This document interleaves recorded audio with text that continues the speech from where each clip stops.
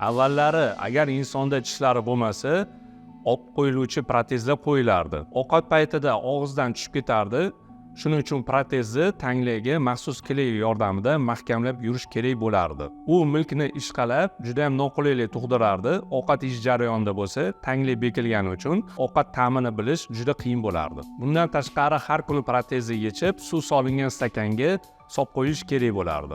Eng yomoni bo'lsa, protezni tagidagi milk va suyaklar cho'kib borardi. Shuni hisobiga protezni har 3-5 yil davomida almashtirishga majbur bo'lardik. Hozir esa biz yechilmaydigan protezlar qilamiz. Buning uchun protezga 4 ta yoki 6 ta implant o'rnatib beramiz. Implantatsiya jarayoni taxminan 40 yoki 50 daqiqa davom etadi. Implantatsiyadan keyin bemorlarimiz vaqtinchalik koronka bilan bemalol chiqib ketishadi. Natijada odamlar ertasi kundan bemalol ovqat chaynab yurishadi va chiroyli tabassumga ega bo'lishadi. Bu esa uning hayot sifatini ancha yaxshilaydi.